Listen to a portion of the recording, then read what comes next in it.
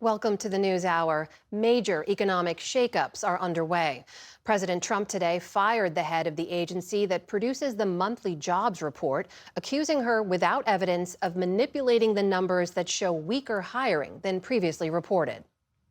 I believe the numbers were phony, just like they were before the election, and there were other times. So you know what I did? I fired her. Right.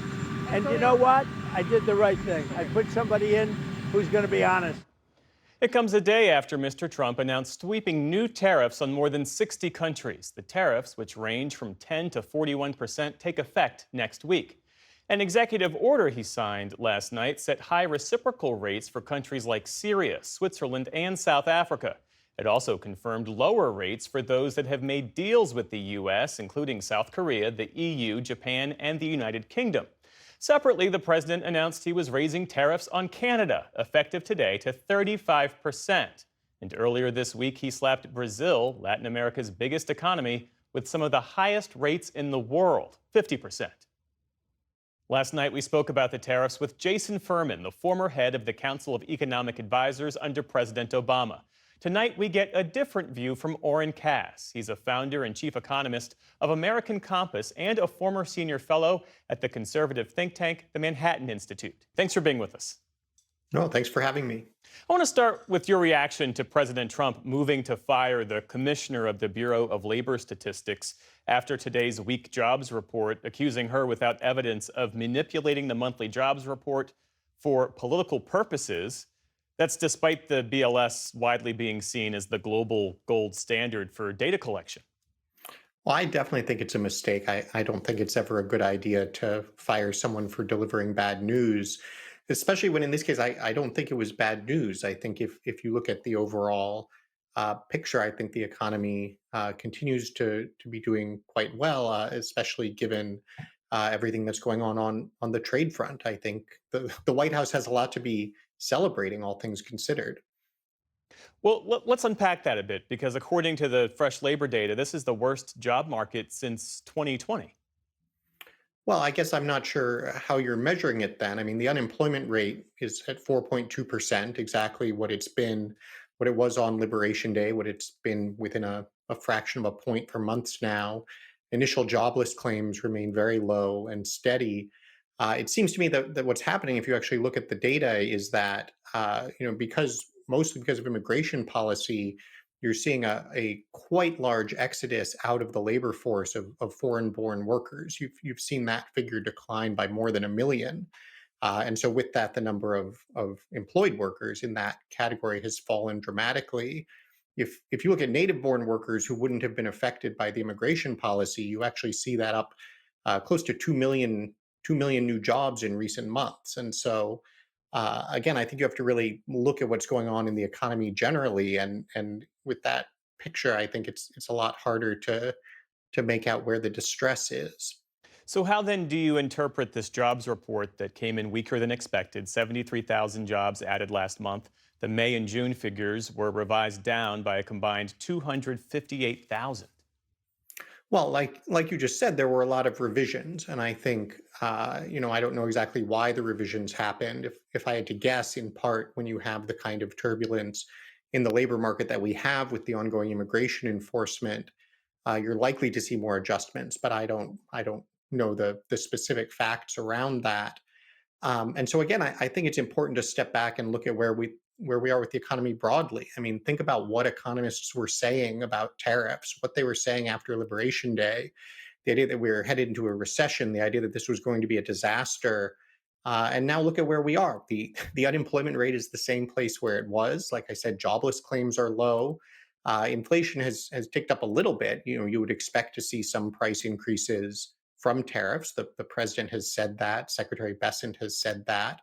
But obviously, the stock market has also reacted quite well. There's been solid wage growth. I think the investment numbers in terms of real investment in the economy look good. And so I think the big question is, how did economists get this so wrong? How did they have, Jason Furman, the former chair of the Council of Economic Advisors under Obama, he had a very good piece in the New York Times yesterday where he acknowledged that economists suffer from tariff derangement syndrome. I think, had this ideological view that you could not do tariffs. Tariffs were a mistake. You had to have free trade no matter what. And we're seeing that that's just not the case. In fact, I think President Trump has responded to what was a very broken global economic situation, a very unfair trading system, with a set of changes that have obviously been very manageable in the short run, and I think have the potential to deliver a lot of benefits in the long run.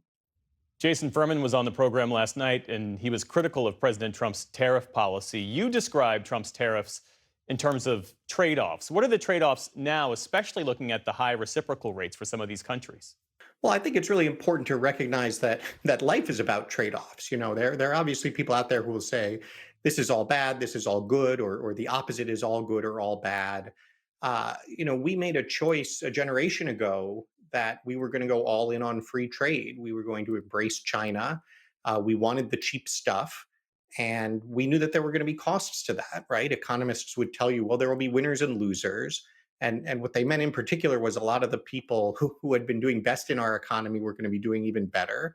A lot of people who were struggling were going to struggle even more. But we should celebrate it anyway and push ahead because we're going to get a lot of cheap stuff. And I think what the American people have rightly realized over the last couple of decades is that's not a good trade off. Just getting more cheap stuff, having bigger TVs, it does not compensate for an unbalanced economy, an economy that leaves way too many people behind, an economy that has had industry hollowed out. And as a result of that, an economy that doesn't really support our national security, our resilience. And so taking the other side of that trade off, saying, yeah, look, and there's going to be some disruption in the short run. Yeah, some things are going to have prices rise. But the flip side is we're going to rebuild our industrial base. We're going to bring back manufacturing. And we're going to have a stronger economy for typical workers and their families. That's the right side of the trade off to take. Lastly, let's talk about interest rates. The president is laser focused on interest rates. He wants a rate cut. What does all of this mean for the chances that the Fed might cut rates at their meeting in September? Well, I think the chance of a cut has definitely gone up. I think I feel badly now. We're just both quoting Jason Furman. I saw Jason say also, in light of this employment data, it probably makes sense now to consider a rate cut. I think Jay Powell, the Fed chair, has been in a very strange position where he said he would support a rate cut except for the tariffs, and that's a huge mistake. Tariffs do change the price level. The whole point of a tariff is to make some things more expensive. But that's not the same as the kind of inflation that the Fed needs to worry about. And so I think when you had Powell saying, well, I'd cut, but I'm worried about the tariffs, that's something he really had backward. And I am hopeful that we will move forward with a view that recognizes that this economy can be quite strong, even with tariffs in place. But at the same time, on balance, if you look at how it's performing, rates are probably higher than they need to be. Oren Cass, founder and chief economist of American Compass. Thanks again for being with us. Yeah, thanks for having me.